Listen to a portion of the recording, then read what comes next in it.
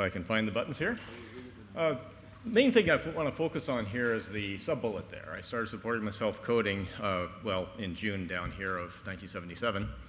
So I've been doing this for about 45 years. This is just a few of the adventures along the way.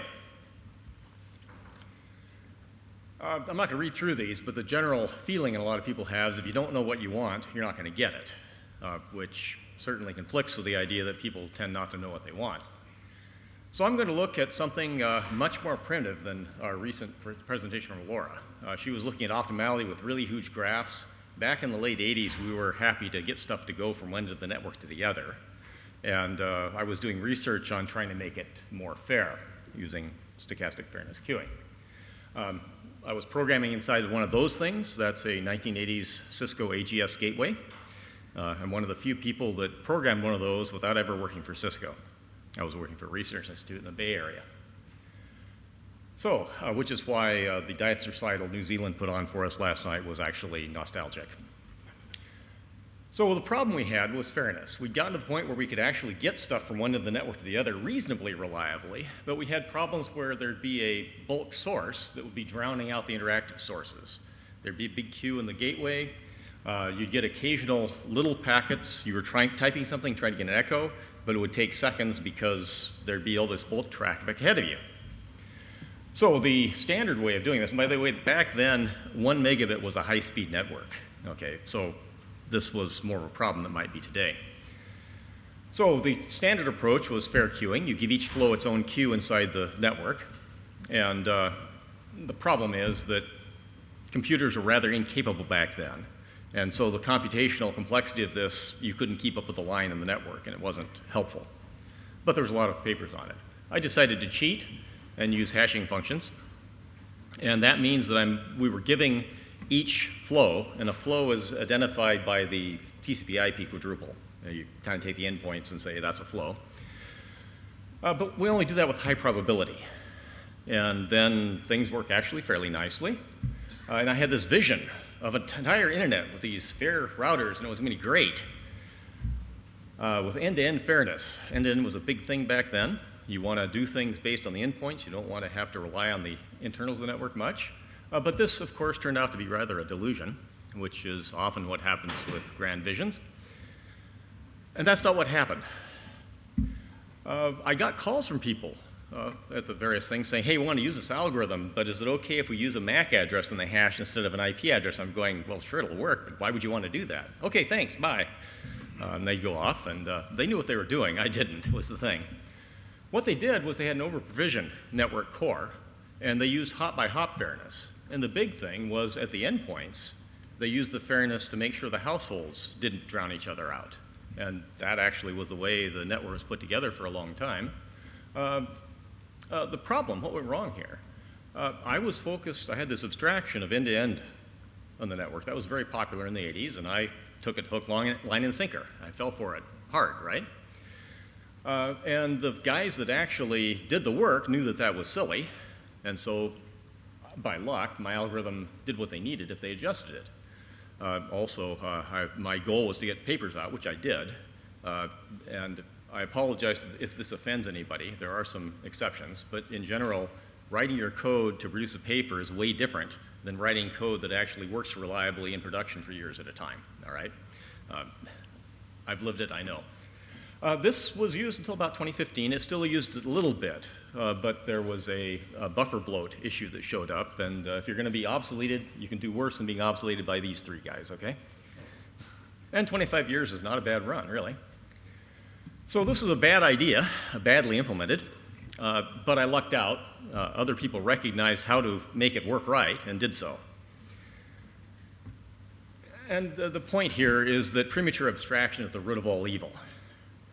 Now, go back a couple days, we had this quote from Professor Box. All models are wrong, but some models are useful. And the same is true as abstractions.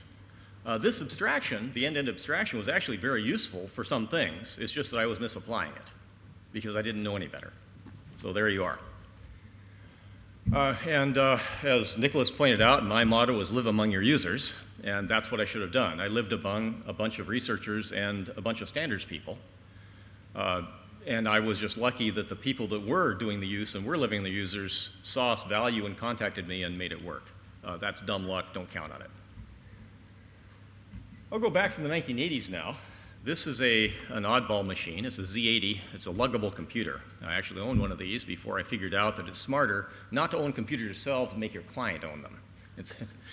Especially back then. They were useful for maybe 9 months or a year. So what the point was is it was a customer relation. It was a customer. Is that maybe an aftershock? Or, okay, there we are. Just wanted to clear that up. Oh, all right. Should we open the windows to let it go through better? Anyway, be that as it may, I was under spec contract to do this customer relationship management system. The company loved it, all right, but their customers were not quite so impressed. In fact, they were so unimpressed that the company went bankrupt. And another round of dumb luck, they paid me before they went bankrupt. Don't count on that either, by the way. Now, it's a bad idea. I'm going to claim it's well implemented, but it never entered production, so I really don't know, okay? The key point is, I guess I got paid. I mean, that might count for something. And the problem was that neither the company or me understood how life worked in software. I was just a couple years out of university, and I was the only guy that knew any software whatsoever in the effort at all. And so the contract, for example, did not have any terms for support, which should have been a big red flag had we understood that that would be a problem. So everybody's heard the Brian Kernighan quote about debugging being twice as hard as coding. And this is one of the reasons why. We didn't understand the requirements. And so I was in a fool's paradise, coding to incomplete requirements, so of course it was easy. And then when they started showing it to customers, kind of an early form of debugging, all these other requirements suddenly appeared and made the debugging more complicated. And by the way, there are other reasons why Kernighan's law holds. That's just one of them. All right. And the big thing is I failed to understand. I was competing with a physical filing cabinet. Okay, I was writing software on a computer that was competing with a physical file cabinet. And you know something? The file cabinet won! Anyway, I'll go back another 10 years, student housing system. This is a computer, something like this. It filled a room. There was a console. Its disks were a little bit different. This is a CDC 3300. It was a supercomputer back in the early 60s. We were still using it in the 70s because we were a rural university off in the middle of nowhere. And I was a student programmer taking care of the student housing system, one in a line. And this was punch cards and Fortran.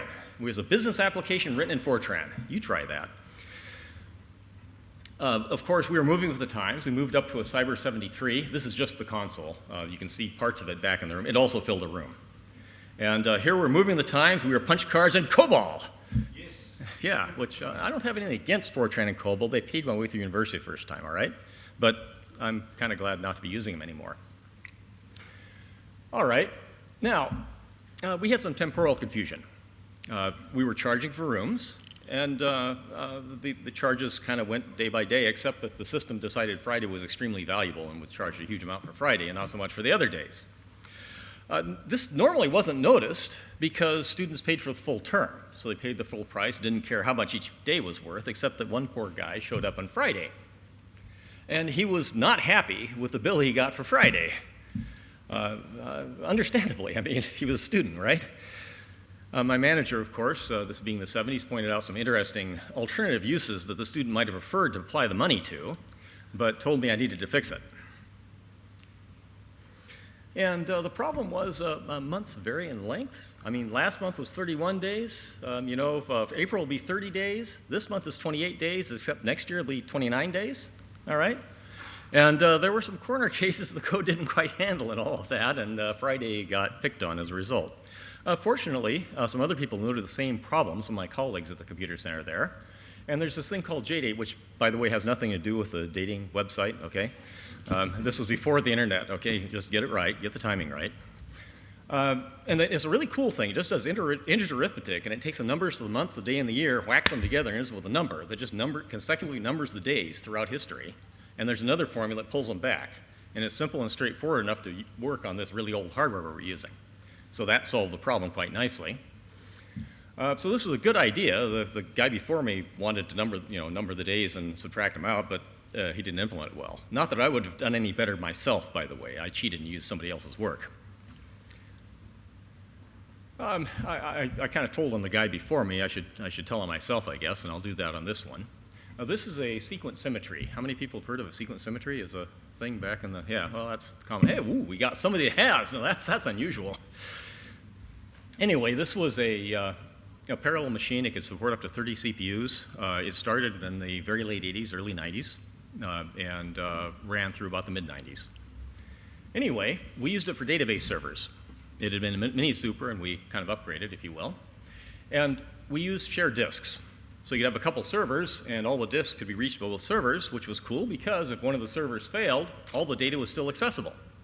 Of course, that means that there is a failover event that happens, and you do need to test those, because if you don't, your failover will fail, and then you're no better off than you would have been with one computer. And by the way, that's the common case, unless you test it really heavily.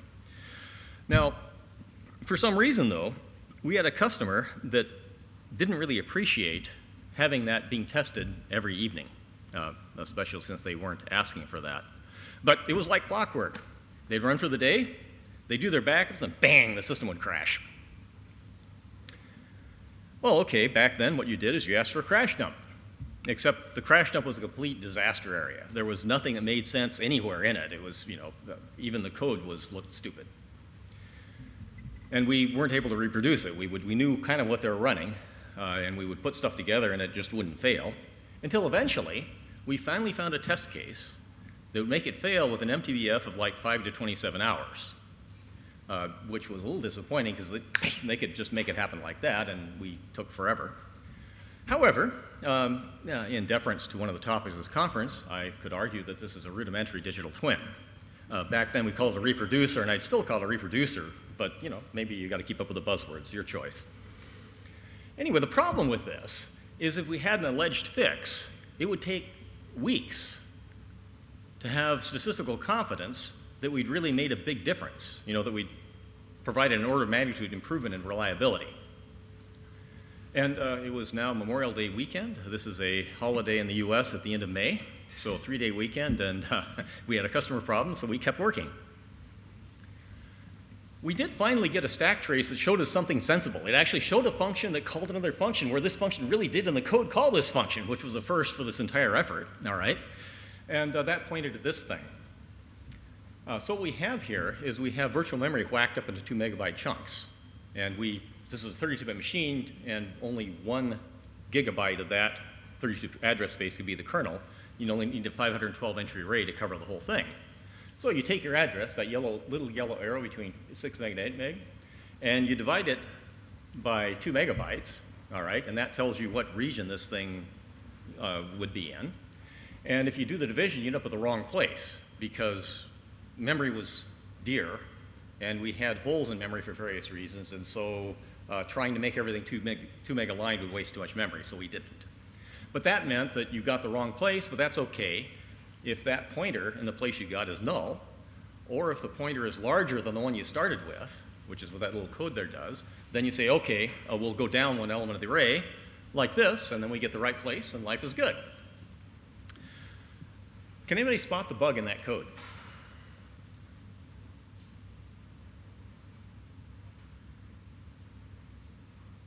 It's early, we had an earthquake, I'll take it easy on you guys. All right, so the problem is compilers can have fun with this code. I didn't tell it not to have fun. This is my code, by the way, true confessions. And what it can do is it can say, hey, I'm on an x86, this is a 32-bit x86, I haven't got any registers, so forget about pulling that up in Temporal. I'm going to just fetch the stupid thing each time, because I know better. And that means that it just does the array calculation both times. And the problem with that is that we go and we find this memory region, and we see that that thing's not null. And then that thing gets totally freed. And now that location is null. And null is less than any address, and so we say, great, we'll just stick with this location. And then we get a null pointer violation, and since we're deep in the memory system, life goes really sideways, really far, really fast. Life is horrible. The fix is easy. You basically tell the compiler, you don't know anything about this location, just fetch it once and don't do anything. This is Linux kernelese. We had to do more complicated things back then. And once you do that, then yes, this whole thing can go away, but you still have your old value. The comparison will work, and you'll still end up going to the right place.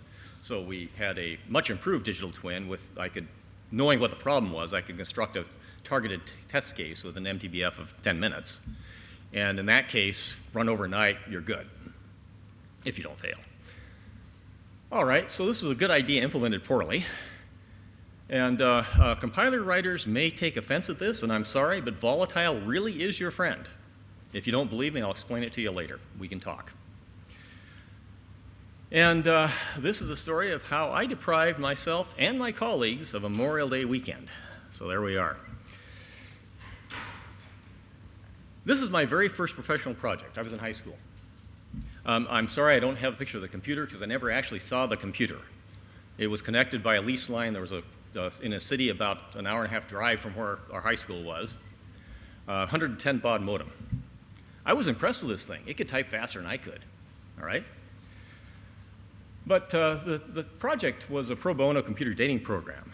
And I kid you not, this was for the National Honor Society. They had a fundraiser dance. And the idea was you handed questionnaires out to the students who filled them out and handed them back in. You charged them for this.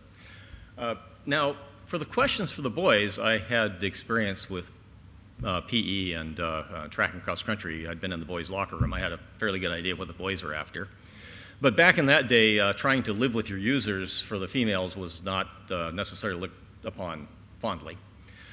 So I talked to the home economics teacher, who I thought might have know something about this. After some discussion, she eventually gave me some questions, so I did a simple Hamming distance matcher with the usual 1970s constraints on what matches were allowed.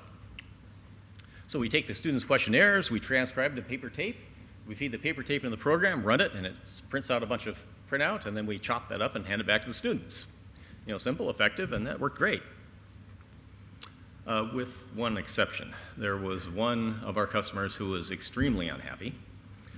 She was a senior girl and had matched only with freshman boys. She swore up and down that she had checked the seniors only box, and it turned out she really had. We still kept the paper. And I looked through the program and couldn't find out how this could have messed up, and so we checked the paper tape, and sure enough, it was data entry error, all right? So the thing is, I wrote the program, and I just lost the time, but I'm going to assert it was correct. That wasn't enough. Having the program right doesn't do you any good if the environment is running in and the processes surrounding its use are not also correct. Now, I could say, well, I wrote the program when it was correct anyway, so it was a good idea implemented properly in some sense, but I was not just the coder, I was also the lead for the full project. So whatever went wrong, it's still my responsibility. And in retrospect, it might have been a mistake to put the data entry in the hand of the freshman boys. Live and learn, you know? So one of the things I failed to learn from this experience, though, now that senior girl, she might have known what she wanted, she might not, I don't know. I didn't feel brave enough to try to ask those sorts of questions in the circumstance. She was not happy. But she did know very well what she didn't want, all right? And Charlie Munger says that's really important, knowing what you don't want, what you want to avoid. And we'll get back to that a little bit later. So I'm going to go ahead to get to this century. And we've been talking about last century a lot. Let's talk about this century a little bit. We'll talk about real-time Linux. And I was working for IBM back then. And we had a lot of requests for this real-time Linux. And by this, they didn't mean the little boutique real-time Linuxes that were used for small industrial automation. They wanted an enterprise-grade real-time Linux. And apparently what they meant by that was something that IBM would stand after support and fix anything that broke and so on. And well, there wasn't any such thing. And IBM had a very strict rules about contracts involving mythical creatures, such as real-time Linux back then. That rule can be expressed in two words, which are no bid. So we no bid a lot of contracts back then for that reason, except that about then the multi-core embedded processors were showing up. So you'd have some ARM cores like that, and it's kind of like you look at that and you go, wait a minute, you know what we can do is we can designate one of the cores as the non-real-time core, and the rest of them are real-time. Okay, and we'll label them so I can get rid of those arrows, okay? So we've got CPU 0 being the non-real-time core, the rest of them are real-time.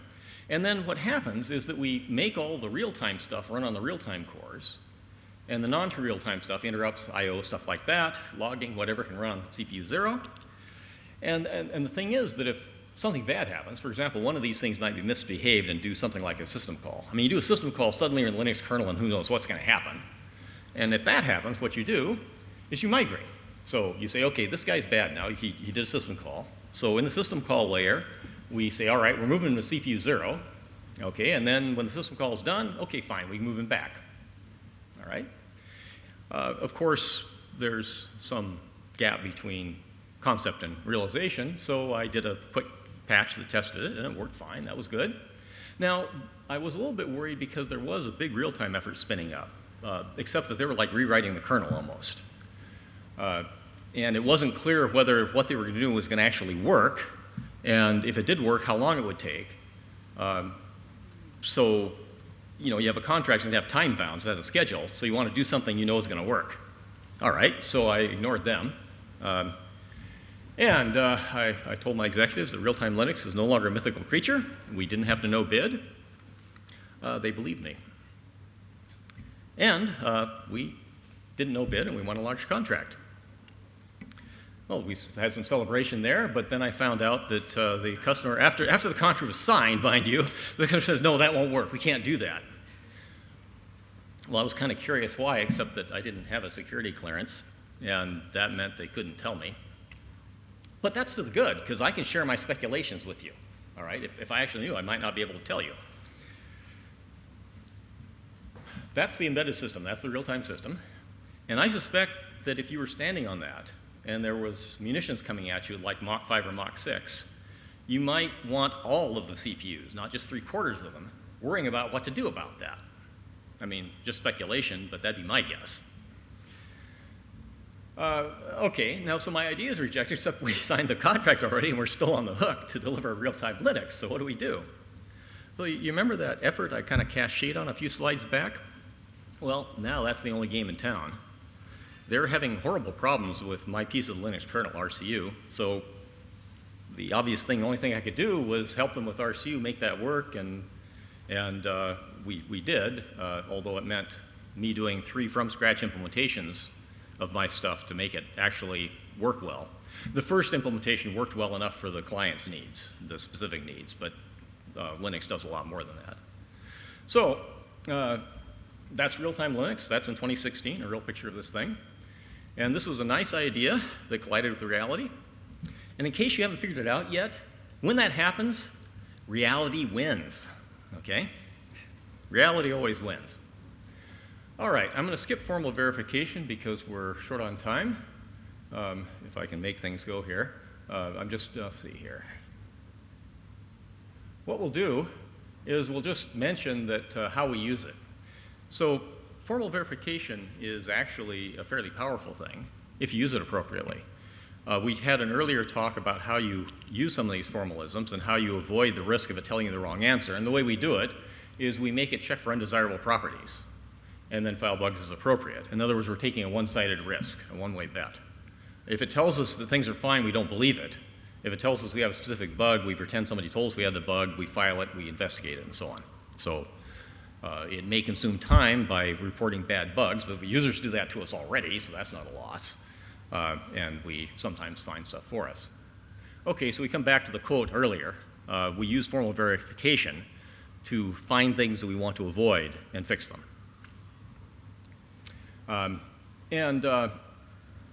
This is human nature here. Sometimes you don't know what you want until you can't have it, essentially. But Will Rogers says we don't know what we want, but we're ready to bite somebody to get it. And that kind of leads into natural selection. If we're going to talk about natural selection, we should have the great man Charles Darwin on here. Now, he studied natural selection in living things. What he didn't realize, we only found out almost a century after he passed away, that natural selection is governed in part by DNA, which has codons, which controls proteins. In other words, it's a kind of a weird form of software. So he didn't realize it, but he was studying natural selection in software. And if Darwin's going to study natural selection in living software, why don't we study it in real software? So here we are. We can randomly generate software, and somebody may object to me claiming your software was randomly generated. I've been doing this for 45 years. If you want me to change my assessment, change your behavior, all right? But in any case, we have a validation system that selects by reporting bugs, and hopefully when we fix them, we introduce fewer bugs than we generate. If that's the case, as we go around that circle, eventually we'll have robust software dropping out the bottom. And by the way, agile methods are an attempt to push this methodology back to the specification, all right? Sometimes that works, sometimes it doesn't, but that's the goal. Now, the problem with this is this applies generally to software.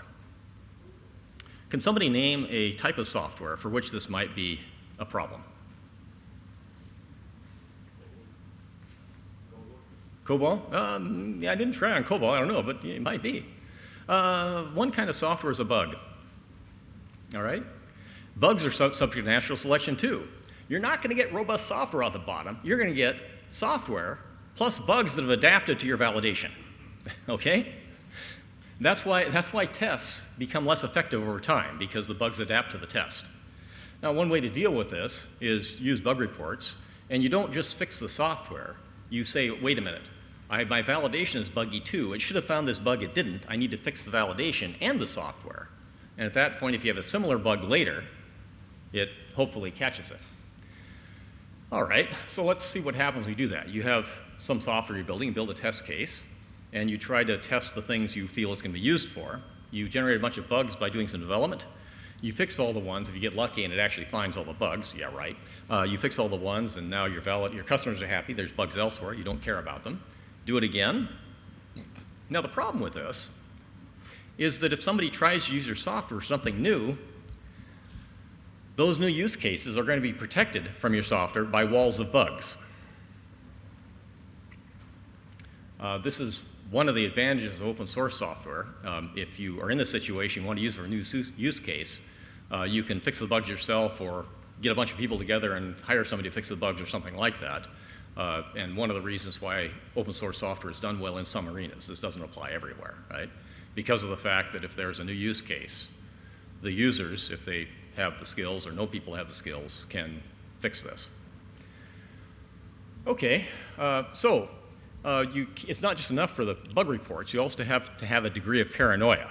You have to say, all right, what might people use it for? What value does that have? What's the probability to use it for? And go with that. Now, fortunately, we've automated paranoia. It's called fuzz testing. That stuff works great, okay? Some people believe it works too well. In any case, the key thing here is natural selection is a euphemism. Natural selection is a euphemism. To see this, I ask you to think carefully about what happens to organisms that are not selected, all right? And the same is true of software. What that means is if your tests are not failing, they are not helping improve your software. That means if your tests aren't failing, they're really failing. There's bugs in there somewhere, and they're not finding them. That one can be counterintuitive, but this one's even worse. If your users are not complaining, they're not helping improve your software. So why might users fail to complain? Well, one thing is they might not know who to complain to. Nicholas showed an XKCD cartoon earlier on that showed this one little piece that was possibly a problem. And if you're in this big, huge pile of stuff, how do you even know which component failed? The thing failed, and it failed once. It failed another time 5 months from now. How do you find it?